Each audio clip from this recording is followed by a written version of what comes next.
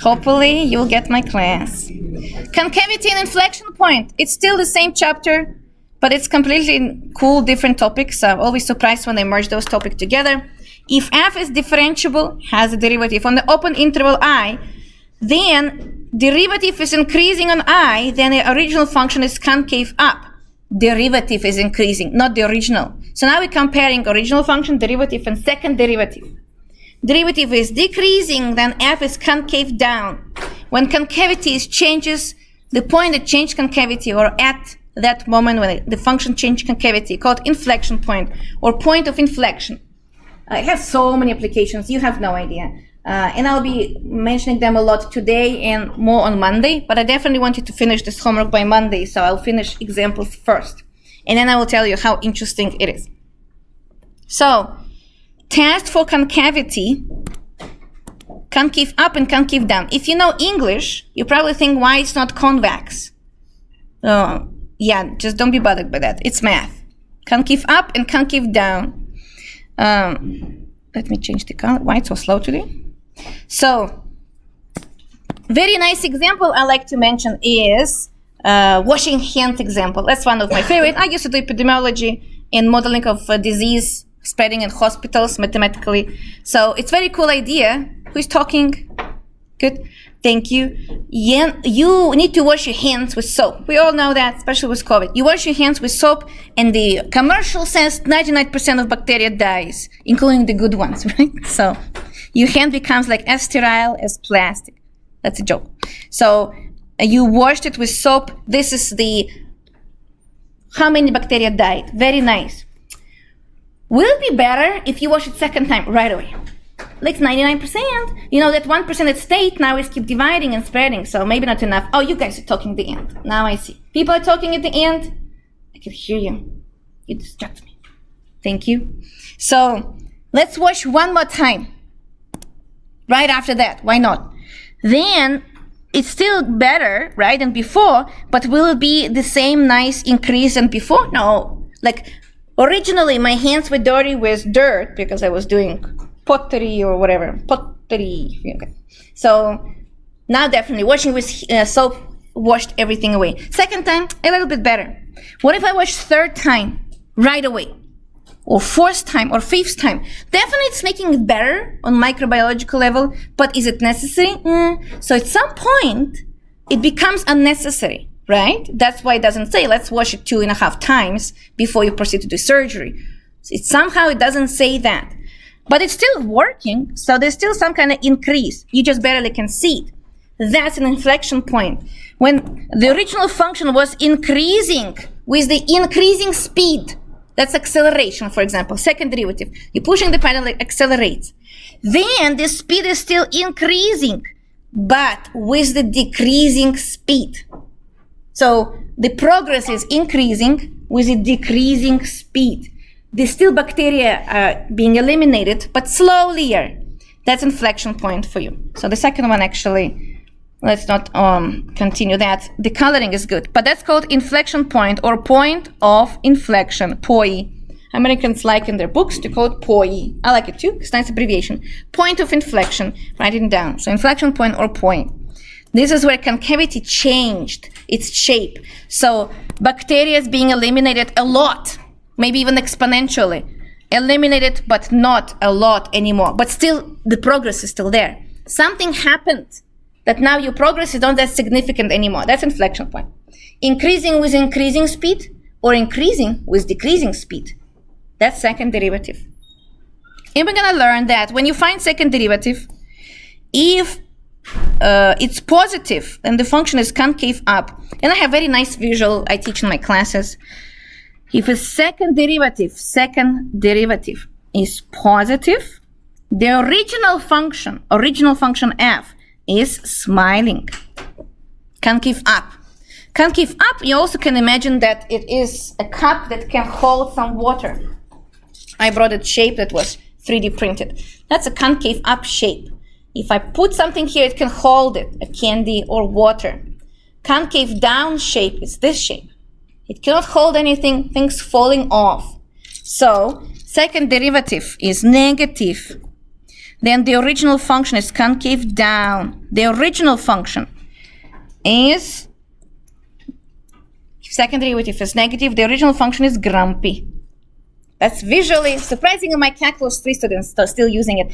Very interesting that I had students who were taking class with another professor and then went to office hours like, oh yeah, that's a smiley face, not the grumpy one. And the professor was like, what? And like, oh yeah, Julia taught us like 2 years ago. So it was very cool that they told me that, the professor told me that.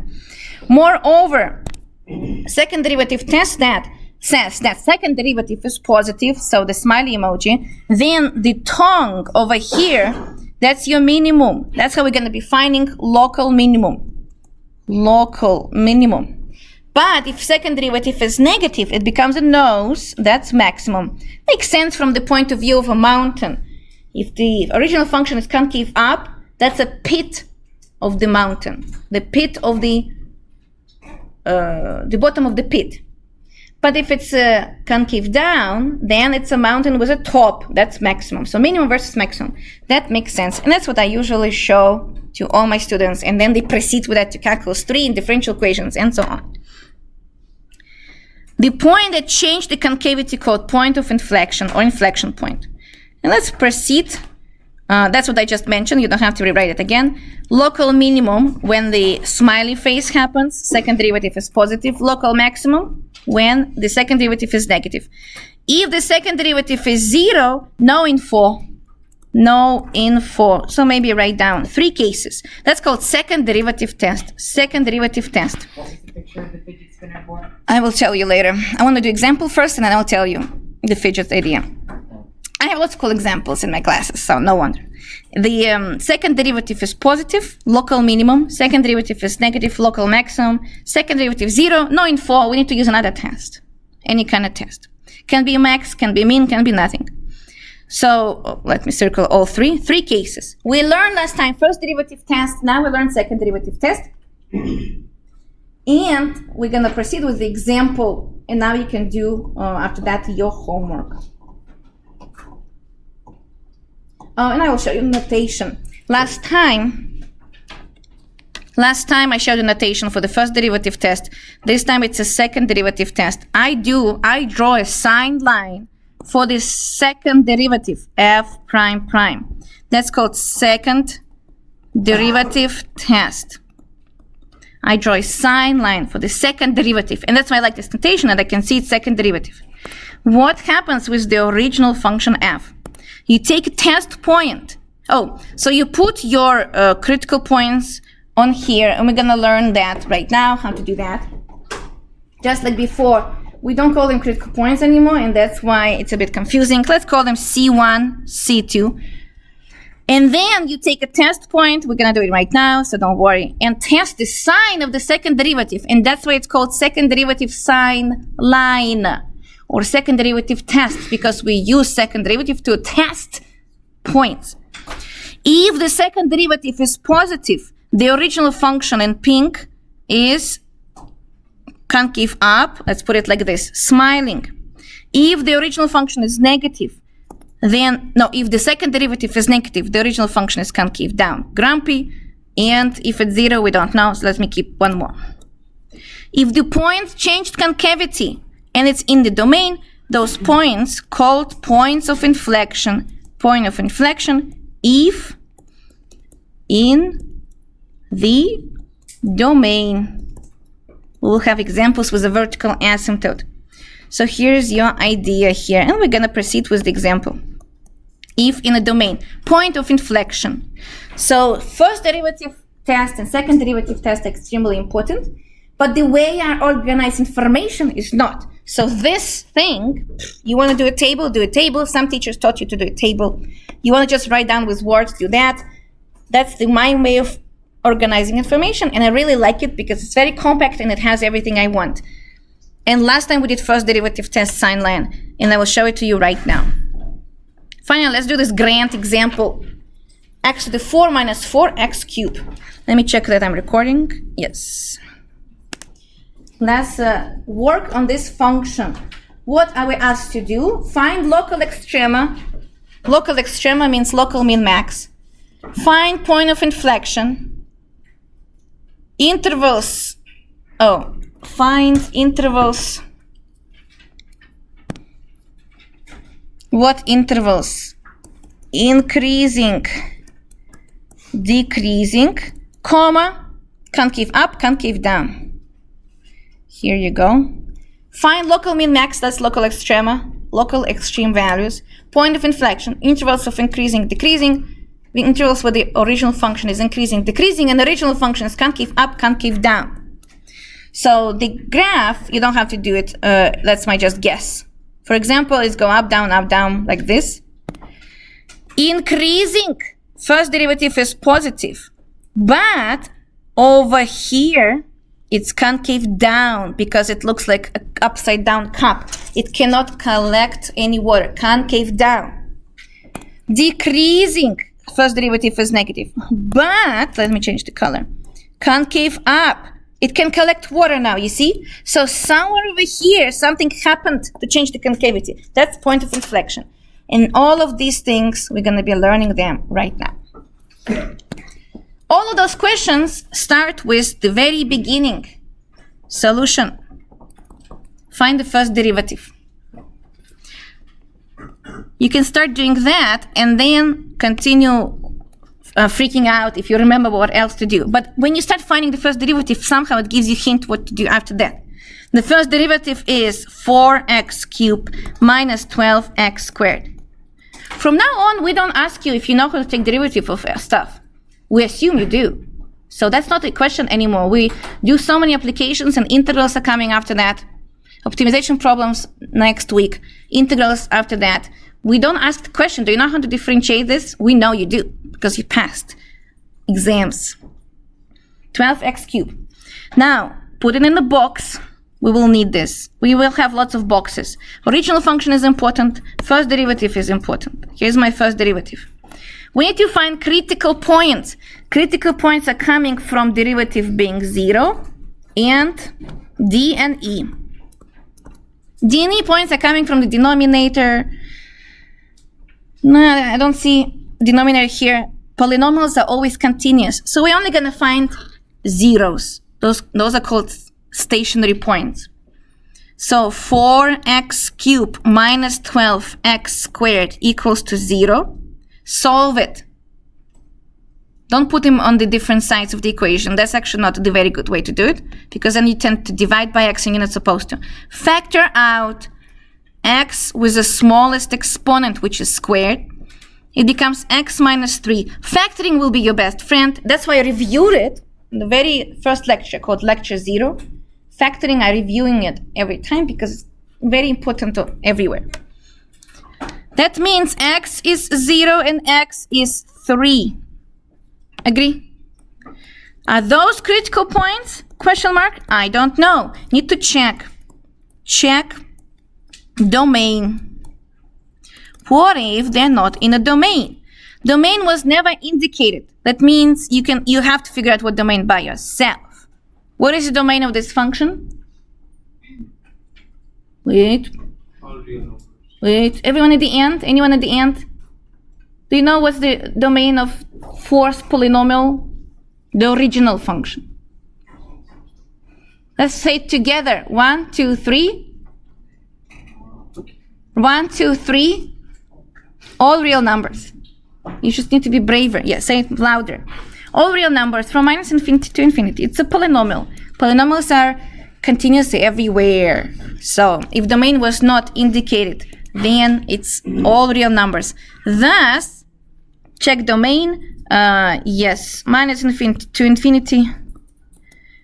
X equals 0 and 3 are critical points. Put them in the box. Critical points means, I don't like this notation, now it looks like 0.3 and x equals 3.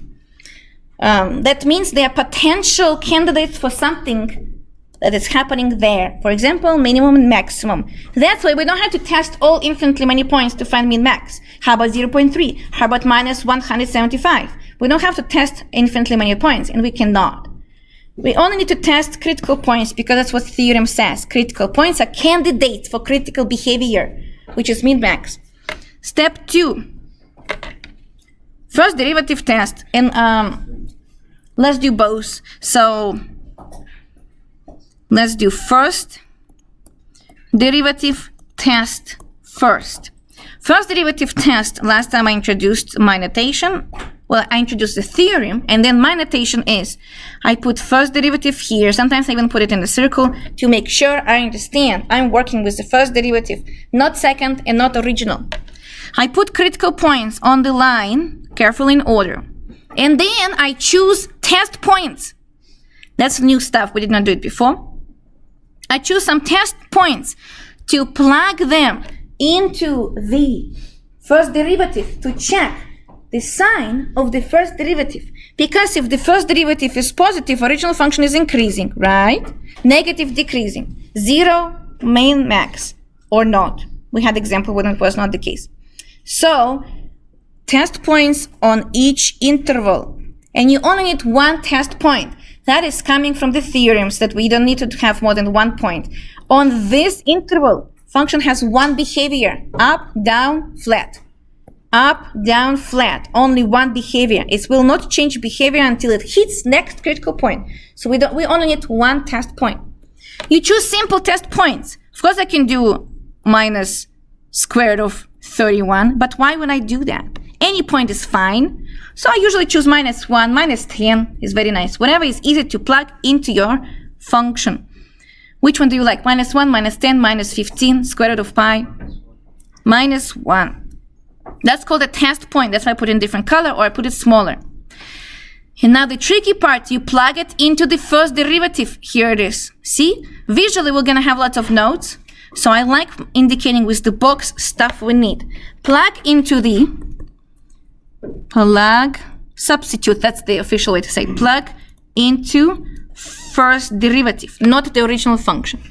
I'm plugging minus 1 into the first derivative. It's in purple box at the very top. I don't need to know the number. I don't care if it's minus 7.3 or plus 107. I need a sign. It makes calculations easier. Technically speaking, you don't have to have calculator. Minus 1 cube is minus 4, the first term. The second term will be minus 12. Minus and minus added together will be minus. The sign of the first derivative, let me put it in light blue, is negative on this interval. Do you agree? Yeah. Do you know, like, how did I do it? Why it was so fast? I plugged, maybe like for the first time, I will explain. First derivative at minus 1. This is called this red thingy called test point. Test point. Any test point on the interval. So obviously we like to choose convenient ones. Don't choose critical points as test points. They're critical. They're not test points. So I cannot choose 0. I have to be around those critical points. Plugging into the first derivative, and it gives me 4 minus 1 cubed minus 12 minus 1 squared. And I don't care about the number. I care it is indeed negative. So that's why I don't need a calculator for that. I don't care what minus 4 and minus 12 is. I care it's negative, move on. And the test points are also bounded by the domain, right? Test points have to be in the domain. Okay. Yes, very good point. Test points have to be in the domain. We're going to have log at some point, and log cannot be negative. Inputs of log cannot be negative. So we cannot choose minus 100. You plug them into the log, and it gives you D and E. So, makes sense. Good question. Let's choose one more test point. From 0 to 3, 2.8. Let's do 1. Let's not be smart ass, says. Test point. Plug it into the derivative. It will be 4 minus 12. Duh, that's easy. I don't care what's the number. I care it's negative. Negative again. Now from 3 to plus infinity, anything you want. I actually do like to use hundreds because with polynomials, everything becomes huge very fast. So 100 tells me what is bigger. But whatever you want. What do you want after 3? Did you say pi? Let's do pi. 4, I like 10. 10 is convenient. Hundreds are convenient. Let's do something that's fast to calculate. 10. See, so like your parents ask you what do you want and then make my own decision. It's literally what they do, right? You choose, do whatever you want, and then you choose to do, and then they still do your own way. It's a classic. My mom doesn't know English. I'm glad she doesn't hear that. So plug a 10 cube minus 12, 10. For you to know, every time I upload the YouTube video, there's always one like right away and one video view. That's my mom. She watches all my videos for like 2 years already. Fanatically, she puts them, run it, and sometimes she listens to my voice. So I always see there's exactly one like and exactly one view. That's my mom. She's a big fan. I think so. I hope she is. Now, she says my videos are too long though. I'm like, Mom, those are lectures. She's like, yeah, but why are they so long? Let students do something instead. I'm like, I guess I could. Positive or negative? What do you think? Positive. Why do you think? I feel like 4 is smaller than 12. Because, do you know why? 10 cube and 10 square have big difference. That's why I like big numbers. If you put 100 into it, 100 cube definitely bigger than 100 square. So it doesn't matter anymore. The number 4 at 12. What matters is a sign. Positive. Or you can use a calculator. I'm not telling you not to use calculator, but you should not. You have to build some number sense. Specialist engineers and physicists build a number sense. So original function, let me put it in pink, has some behavior here. When the derivative is negative, original function is doing what? Decreasing.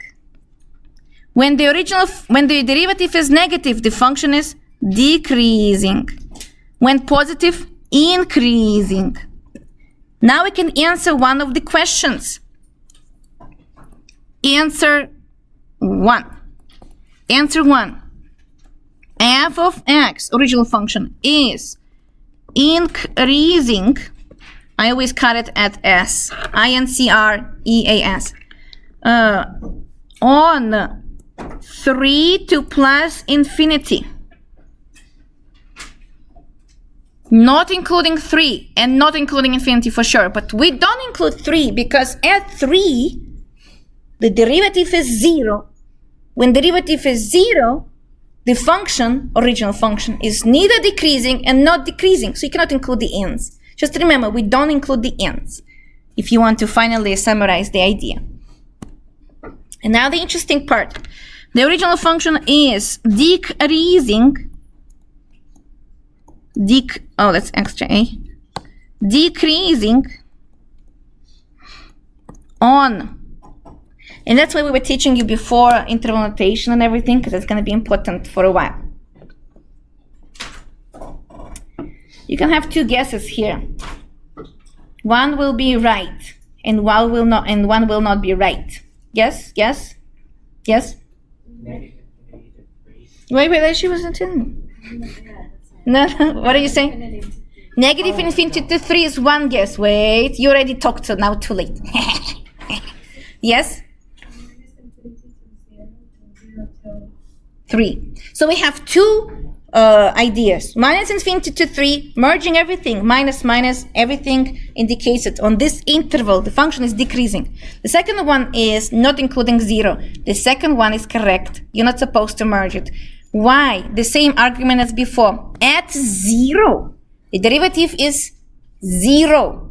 That means original function is not decreasing and not increasing, so you cannot include it. You cannot claim that there the function is decreasing or increasing.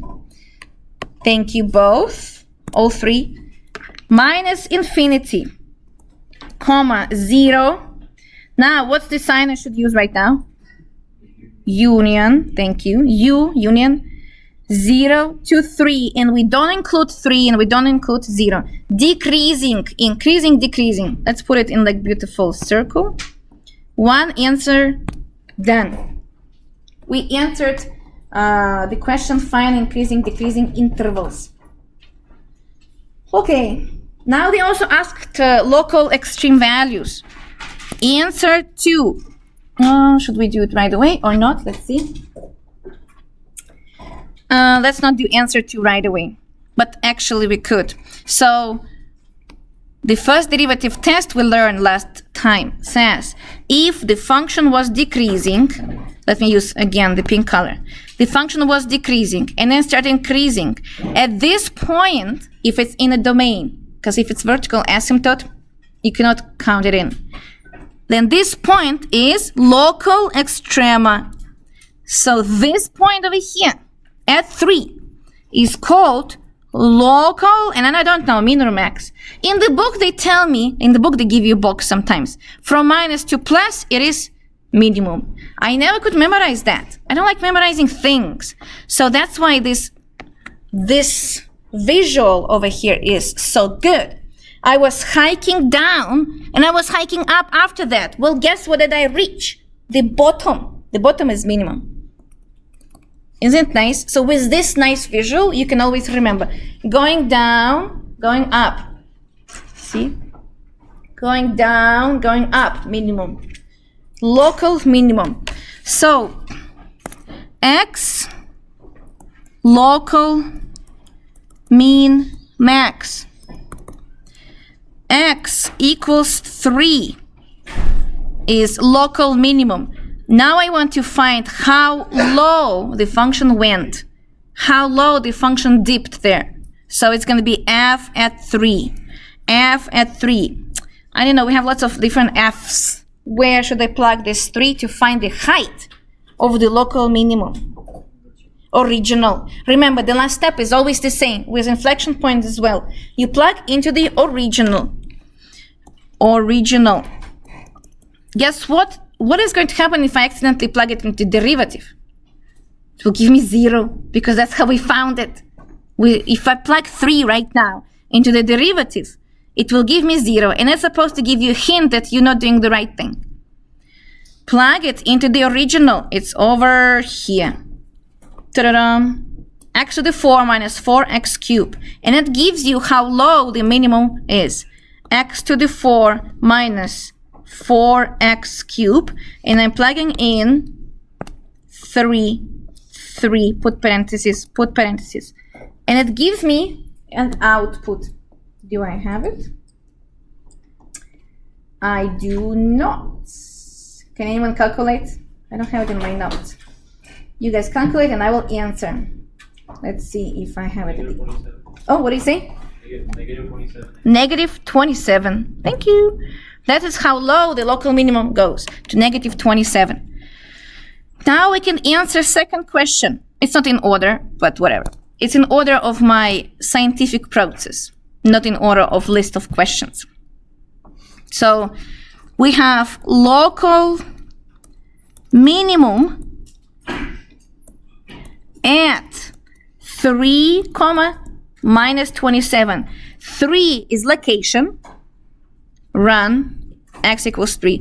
Minus 27 is how low the minimum is. How about local maximum? Local max.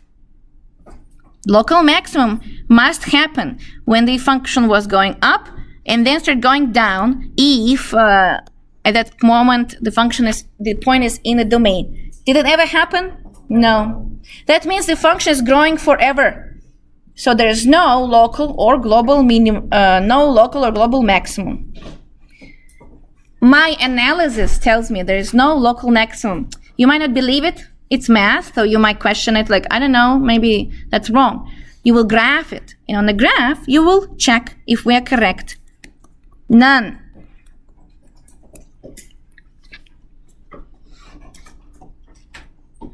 That is what we covered on Monday. And now we're going to go to the material I just mentioned today. Continue. So let's do. I forgot to put numbers of my steps. Step 1, take derivative, set it equal to 0, D and E, solve it, got numbers, check if they're in domain, kick out the extras, found critical points. Step 2, first derivative test. First derivative test tells me local min max and intervals of increase and decrease. When you find those intervals and when you find local min and max, plug it into original to find the height. Before we move on to concavity, we're gonna perform second derivative test. So it's still step number 2, but using different method.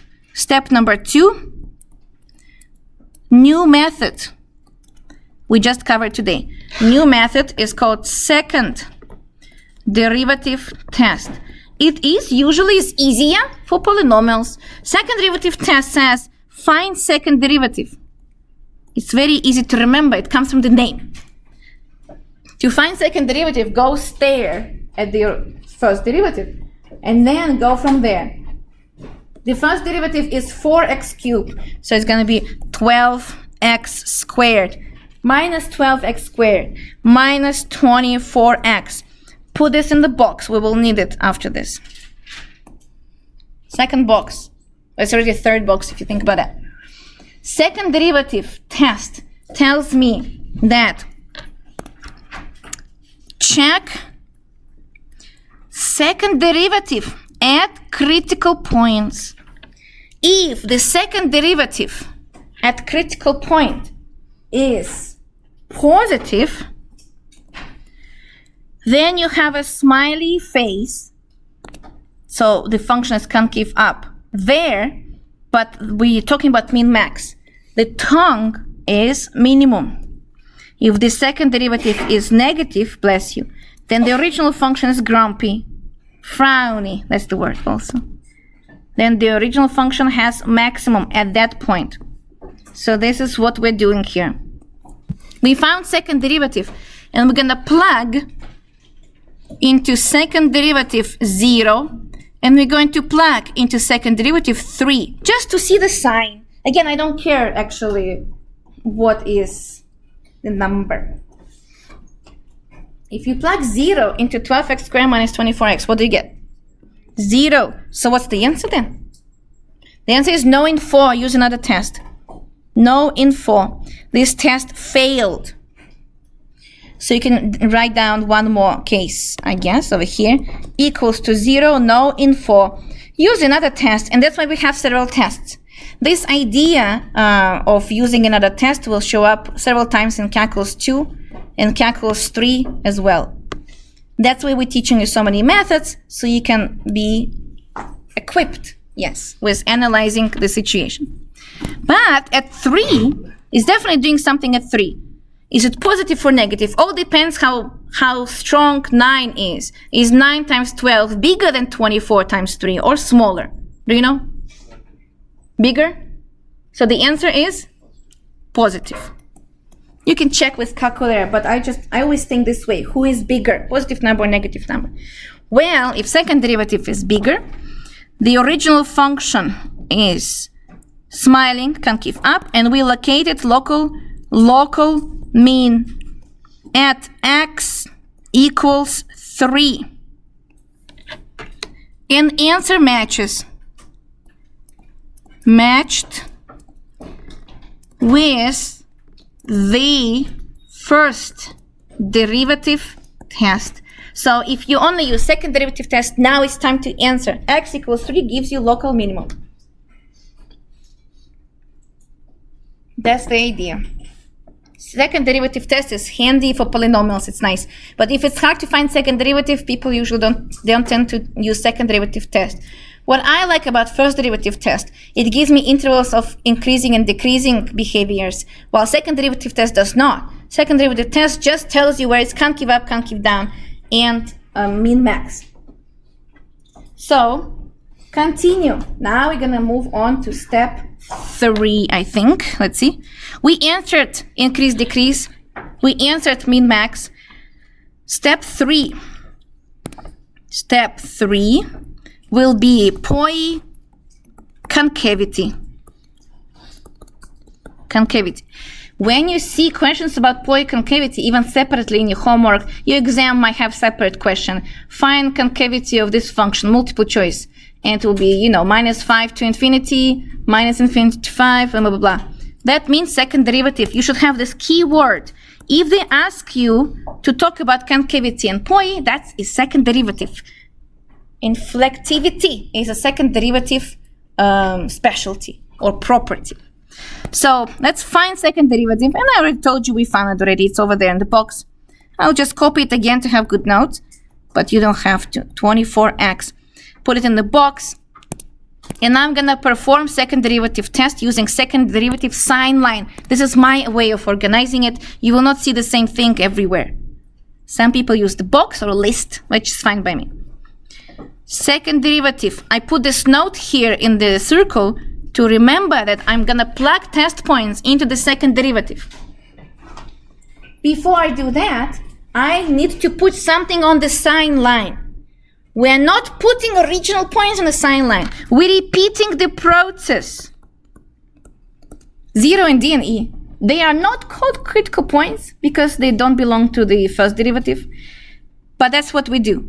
We're gonna find 0 and D and E points again. So we're gonna solve this equation one more time. It's going to be, factor out 12x, x minus 2 equals to 0, and I have 2 points. X equals to 0 and x equals to 2 in the domain. Plug them here, 0 and 2. They're not called critical points, at least in the American book, they're not called critical points. Even though kind of the process is the same, but whatever. Must be in a domain. So plug them, put them on the sign line, that's what we did right now. And now we're gonna do test points. The test points here. Let's choose something below, away from 0, between 0 and 2, and after 2. Is it correct? It's supposed to be 2 or 3? 2, right? So I did not mess up. Okay, good. In my notes, it is 3 for some reason. Yeah, probably the graph is just wrong. That's fine. So let's do -1, 1, and 10 again, whatever you want. -1, we're plugging into second derivative now because it's called second derivative signed line. And I want to know the sign, I'll put it in blue, of a second derivative. If I plug -1 into second derivative, the answer is positive. Can you do it fast or you have to put it in a calculator? Let me write down for you for the only ones. Second derivative of -1. -1, I don't know, I don't like the coloring anymore. So let me put this into red. 0 and 2. And in blue, this -1, 1 and 10, -1, 1 and 10 are still test points. They're just points that tests the behavior, the sign of something, and in this case, second derivative. Second derivative at -1 becomes 12 minus 1 squared minus 24 times -1. I see it's positive because square is positive, 12 is square positive, and 24 becomes positive. The answer is positive. At 1, second derivative at 1 will be 12 minus 24, negative. I don't care what the number is. I just care that it is negative. And the second derivative at 2.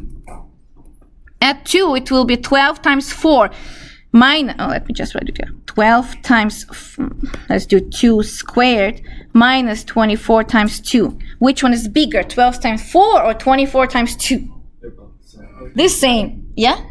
Why did you choose? Oh, why did I choose 2? You see, I did it on purpose, maybe, to show you that if you do get 0, that is suspicious. We're not supposed to get 0. That means you accidentally or on purpose, to make an educational moment out of it, you use the test point. Thus, don't do that. You put 10. 10. Which one is bigger, 10 squared times 12 or 24 times 10?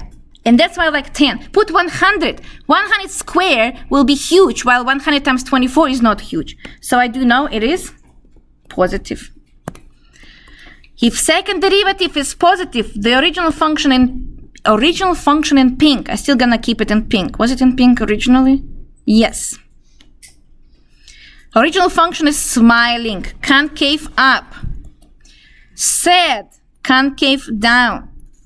Smiling, concave up. And now we can answer the third question. Answer 3 asks about, let me put it in the red circle, intervals of concavity. F of x is concave up on and then concave down on. This is how nicely you can answer. Concave up is the cup that collects stuff from -infinity to 0. One more interval. Up. 2 to plus infinity. But looking down like this, concave down, if you pour water in it, it will slide down from 0 to 2. Do not include those points into the intervals, because there the second derivative is 0. So the original function is not concave down and not concave up. Neither not. Or neither not, right? If a point, so fourth answer follows from this. Point of inflection.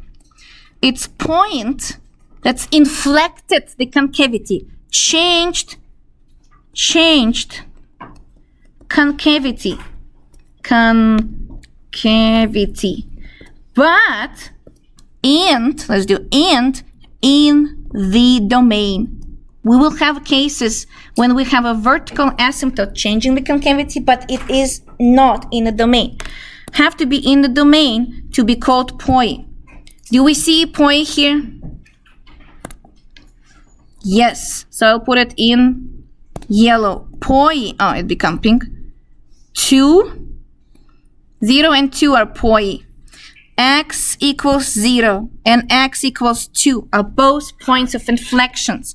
But I want to know how high they are. I'm gonna plug again 0 and 2 into original function. 0 we already plugged before. It gave me 0. 2, plug it into very, very original function. Original. That's the last step, is always the same. You plug into original. It's going to be 2 to the 4 minus 4 2 cubed, which is what? Minus 48. Original. And now you can answer. We have 0, 0, 2 minus 48. Thank you. Yeah, negative 16. What's the point? Negative 16. 16. 1 6? Yeah. 1 6. Thank you. No? 2 times 4 minus 4 times 2 cubed. Oh, it's still. 2 to the 4, 4 is 16. 2 to the 4. No. 2 times 2, 3, 8, 16. Huh? You can just factorize 2 cube out Yeah. 2 minus 4. I think you're right. I think it's negative 16, right? I think so. It's a lot. Just Okay, let's check together. So it's going to be 16 minus 4 times 8. 4 times 8, 32. Okay, negative 16. Thank you. We answered all the questions. Sketch the graph. Check this out. This can be the most important conclusion. If you're sleepy, this is right now is a good moment to go back to the universe of this class. We claimed from minus infinity to what point was it? 1? What was decreasing interval? Let's go back. Decreasing interval is from minus infinity to 0 and then 0 to 3. Let's check if it's true. Decreasing interval from minus infinity to 0, my pencil is going down. Then from 3, here it is, up forever. That's decreasing interval. So derivative was negative here. Increasing was from 0, so apparently it goes up a little bit. Let's see. I'm talking about decreasing or increasing.